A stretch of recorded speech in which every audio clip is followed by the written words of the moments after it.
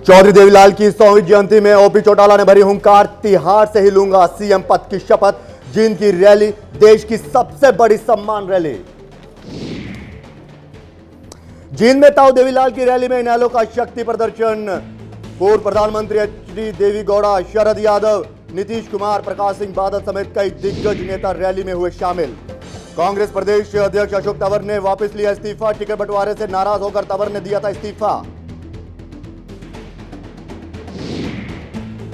भाजपा ने जारी की 58 उम्मीदवारों की सूची। आदमपुर से कुलदीप तो हांसी से रेणुका बिश्नोई लड़ेंगी चुनाव।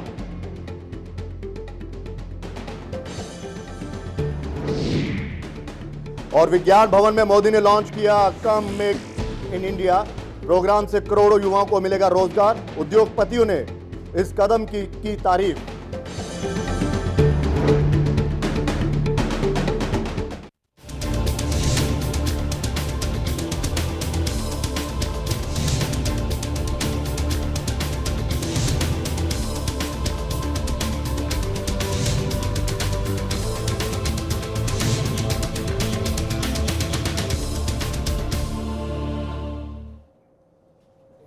नमस्कार, मैं हूं ललित खजूरिया और इस वक्त मैं सीधा यहां से लाइव दे रहा हूं क्योंकि यहां पर हमारे जितने भी अनुभवी हैं पत्रकार जो डेस्क पर बैठकर सब काम करते हैं, सभी खबरें यहीं से जाती है। आज का जो मुख्य विषय है वो यही है कि चौधरी देवीलाल की 100वीं जयंती पर जींद में जिस तरह से रैली की गई और जिस तरह से इनेलो ने अपना शक्ति प्रदर्शन किया, आखिर क्या मायने थे इस शक्ति प्रदर्शन के? क्या वाकई विधानसभा चुनावों में जिस तरह से लग रहा था कि इनेलो कहीं ना कहीं बैकफुट पर जा रही है, क्योंकि उम्मीदवारों की जब सूची जारी की गई थी तो कई उम्मीदवार, कई नेता ऐसा सोच रहे थे कि हमें टिकट मिलेगा, लेकिन टिकट ना मिलने के कारण वो पार्टी छोड़कर चले गए। ऐसे में इस रैली का क्या महत्व है? क्या वाकई इस शक्ति प्रदर्शन से इनेलो ये साबित करना चाहती है कि हम अभी जिंदा हैं? मेरे सहयोगी विकास जी यहां पर मेरे साथ मौजूद हैं। विकास जी, किस तरह से देखते हैं आप इस रैली को और इनेलो का वाकई ये शक्ति प्रदर्शन है? देखिए, ये एक बड़ा शक्ति प्रदर्शन है और इस पूरे आज की रैली से पहले थोड़ा मैं पहले जाना चाहूँगा जी। आप देखिए कि लोकसभा चुनाव के जो नतीजे थे उसमें उससे पहले यानी लोकसभा चुनाव से पहले यहाँ मुख्य विपक्षी दल के रूप में इनेलो थी। अब जब लोकसभा चुनाव के नतीजे आए तो आप देखेंगे 7 सीटें लेकर बीजेपी ने बढ़त हासिल कर ली और एक तरह से आप देखेंगे काफ़ी चर्चा कांग्रेस और बीजेपी के बीच में ही सिमट कर रह गई थी और ये इनेलो के लिए एक बड़ी चुनौती थी क्योंकि बीजेपी एक राष्ट्रीय दल, मोदी की लहर, मोदी की कार्यशैली और दूसरी तरफ कांग्रेस के पास 10 साल के सत्ता का रिकॉर्ड और इनेलो के सामने चुनौती थी कि उनके सुप्रीमो ओम प्रकाश चौटाला की गैर मौजूदगी में पार्टी और संगठन को मजबूत रखना और आगे बढ़ना। लोकसभा चुनाव से वो चुनौती इनकी थी, लेकिन आप अब देखिए कि सबसे पहले लिस्ट जारी करना, बगावत पे पानी डालना बिल्कुल, और अजय चौटाला और ओम प्रकाश चौटाला की गैर मौजूदगी के बावजूद जिस तरह से अब है दुष्यंत दिग्विजय ने संभाला पार्टी को और फिर आज जो जिंद की रैली थी वो जिंद की रैली एक तरह से आप समझिए कि इनेलो ने जीत की हुंकार भरी है। जिंद से यह साफ किया है कि इनेलो में दम बाकी है और इनेलो केवल भीड़ ही नहीं जुटा रही है, इनेलो आप देखिए एक बड़ा मंच साबित हो रही है। जो नॉन कांग्रेस नॉन बीजेपी एक फ्रंट जो जिसको कहा जाता है, आप देखिए उस तरह के नेता शिवपाल सिंह यादव सपा का प्रतिनिधित्व कर रहे थे तो बिहार के पूर्व मुख्यमंत्री नीतीश कुमार यहाँ आए और आप देखिए स्पेशली नीतीश कुमार ने बीजेपी पर हमला बोला और ये बीजेपी पर हमला बोलना, मोदी पर हमला बोलना, अच्छे दिन लाने के वादों पर हमला बोलना कहीं ना कहीं सीधा पॉलिटिकल माइलेज इनेलो को देता है। तो क्या कहा जाए कि ओम प्रकाश चौटाला ने जिस तरह से यहाँ पे मंच पर ये कहा था कि मुझे कांग्रेस ने एक साजिश के तहत फंसाया गया है, मुझे अपराधी के तौर पर पेश किया गया, जबकि वजह कुछ और थी, एक रंजिश थी जिसके तहत मुझे फंसाया गया है। क्या कहा जाए कि कहीं ना कहीं मंच पर वो सिंपैथी गेन करने की कोशिश की गई, क्योंकि हर नेता को ये मालूम है कि कब बात मुझे कब कहनी है और टाइमिंग क्या है। बिल्कुल सही कह रहे हैं, ओम प्रकाश चौटाला एक मंझे हुए नेता हैं और वो आज के ज़माने से नहीं, जब देवीलाल पूर्व जो उप प्रधानमंत्री थे उस वक्त वे यहाँ के मुख्यमंत्री थे, वो सियासत के हर एक पहलू से वाकिफ़ है। उन्हें पता है कि सहानुभूति जो है निश्चित रूप से कैसे उनको वोट में बदलना है।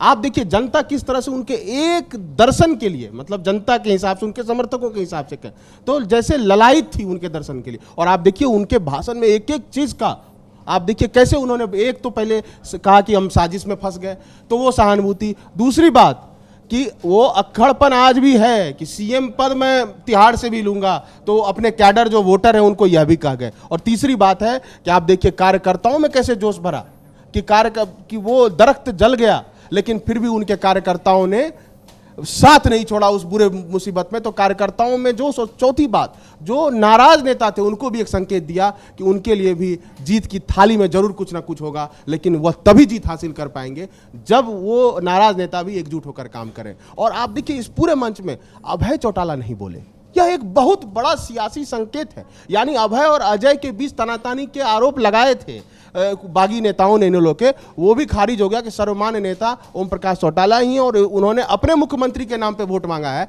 और जनता के बीच अपनी छवि और फिर सहानुभूति की लहर और एंटी इनकम्बेंसी वोट को अपने पाले में करने के लिए उन्होंने बहुत सारे, कुल मिलाकर जो दूसरी पार्टियां हैं उनको कहीं ना कहीं चुनौती देने की बात कही है कि हमें कमजोर ना समझा जाए। बिल्कुल बिल्कुल। इनेलो आप देखिए 10 लाख के आसपास भीड़ का अनुमान था और भीड़ ने तो सारे रिकॉर्ड तोड़ दिए। कोई ऐसी जगह नहीं थी जहां कि मतलब तिल रखने के लिए भी जगह हो। और जोश देखिए उसमें, वो ये भीड़, मुझे लगता नहीं कि ये भीड़ लाई गई भीड़ थी, ये भीड़ आई हुई भीड़ थी, ये भीड़ अपने नेताओं को सुनने के लिए आई थी। तो चलिए, ये भीड़ एक नेता को सुनने के लिए आई थी, ये भीड़ इनेलो की अपनी भीड़ थी, क्योंकि इनेलो का वजूद आज भी देखा जा सकता है, क्योंकि इनेलो पार्टी हमेशा इसके लिए जानी जाती है कि वो एक अनुशासित पार्टी है, कैडर बेस्ड पार्टी है, कार्यकर्ता जमीन से जुड़े हैं और नेता घर घर जाते हैं।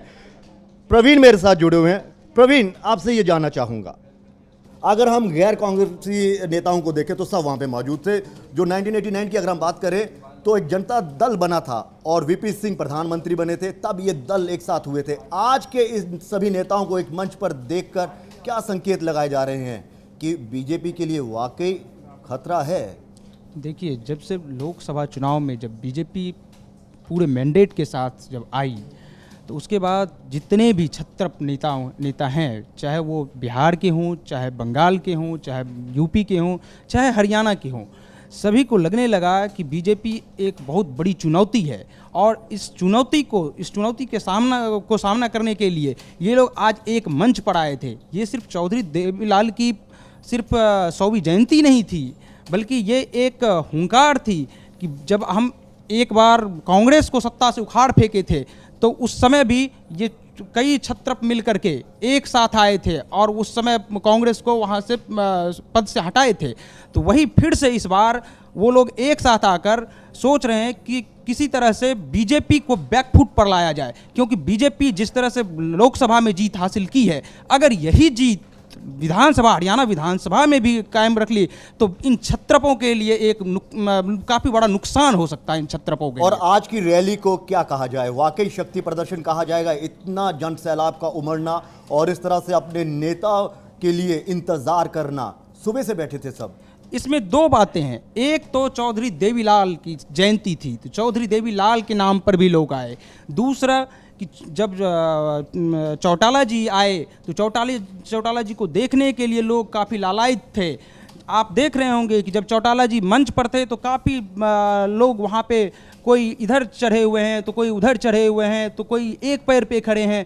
इस तरह से लग रहा था कि एक जननायक के रूप में चौटाला जी आ रहे हैं। और चौटाला जी ने कहा भी कि मैं चाहे कहीं भी रहूं, मैं मुख्यमंत्री मैं ही बनूंगा, चाहे वो तिहाड़ से भी मुझे शपथ क्यों ना लेना पड़े, लेकिन मुख्यमंत्री मैं बनूंगा। यानी कुल मिलाकर ये संदेश दिया गया है विरोधी पार्टियों को कि बार बार पूछा जा रहा था कि आखिर कौन होगा इनेलो की तरफ से मुख्यमंत्री पद का उम्मीदवार, तो चौटाला, ओम प्रकाश चौटाला ने साफ संकेत दे दिए। फिर जी देखिए, यहाँ पर ये काफ़ी दिनों से ये कयास लगाए जा रहे थे कि अभय चौटाला मुख्यमंत्री बनेंगे, क्योंकि अजय चौटाला पर आरोप है और वो जेल में भी अभी हालांकि बाहर है, लेकिन उन पर आरोप है, तो इसलिए सभी लोग यही कयास लगा रहे थे कि अभय चौटाला बनेंगे। लेकिन यहाँ पर आकर ओपी चौटाला ने ये साफ कर दिया कि नहीं, मुख्यमंत्री पद के एकमात्र दावेदार यदि आईएनएलडी में कोई है तो वो सिर्फ ओपी चौटाला है, उनके सिवा इस पूरे दल में कोई नहीं है। और ये एक संकेत था कि पूरे पार्टी को एकजुट रखने के लिए, कि पार्टी में बिखराव ना हो, पार्टी को एकजुट रखने के लिए ओपी चौटाला ने यह कहा, मंच से घोषणा भी की कि मैं ही मुख्यमंत्री बनूंगा। यानी कि शेर की दहाड़ लगाई है ओम प्रकाश चौटाला ने और विरोधियों को साफ संकेत दे दिए हैं कि हमें कमजोर ना समझा जाए। नासिर जी हमारे साथ है।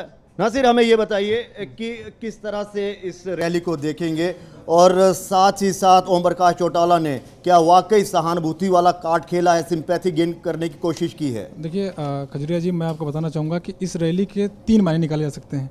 पहला कि इन्होंने जिंद से ये रैली क्यों की, और दूसरी बात कि यहाँ पे इन्होंने चौधरी देवीलाल के नाम पे रैली क्यों शुरू की। तो इस लिहाज से इनेलो के लिए वक्त, समय और हालात तीनों एक जैसे हैं।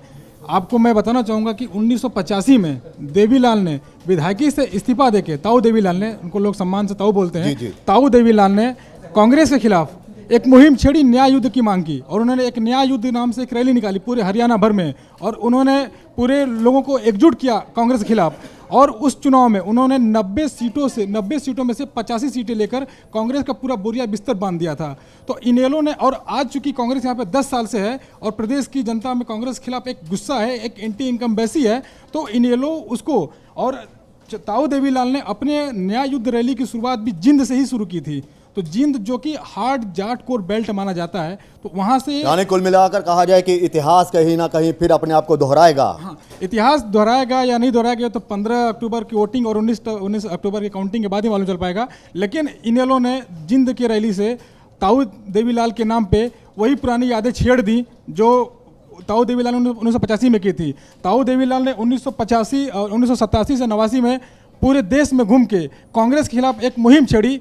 राजीव गांधी जो उस टाइम बोफोर्स घोटाले में फंसे थे, उसके खिलाफ एक मुहिम छेड़ी, और बीपी सिंह की सरकार बनाने में एक अहम रोल निभाया, जो कि आज के महीने क्या कहेंगे? आज के महीने इस रैली को किस तरह से देखेंगे आप? आज सुबह से मैं इस रैली को देख रहा हूं। मैं आज सुबह से रैली को वॉच कर रहा था, तो आज मुझे ये लगा कि ये पूरी तरह से सिंपैथी गेन करने वाली रैली है लोगों के बीच में। और जिस तरह से पब्लिक का हुजूम उमड़ा, वो कहीं ना कहीं एक सिंपैथी ही था, जिससे कि लोग अपने नेता को देखने के लिए इतने बड़ी तादाद में लोग पहुंचे। 10 लाख 15 लाख की भीड़ पहुंची जिस रैली में। आप समझ लीजिए कि वो रैली कितनी बड़ी थी। जाहिर सी बात है, रैली ने एक बार फिर साबित कर दिया है, और इस भीड़ ने एक बार साबित कर दिया है कि अगर भीड़ ही जीत का पैमाना है तो क्या वाकई आने वाले विधानसभा चुनावों में इनेलो की जीत निश्चित है? इस पर भी हम चर्चा करेंगे। फिलहाल यहां पर हम रुकेंगे छोटे से ब्रेक के लिए।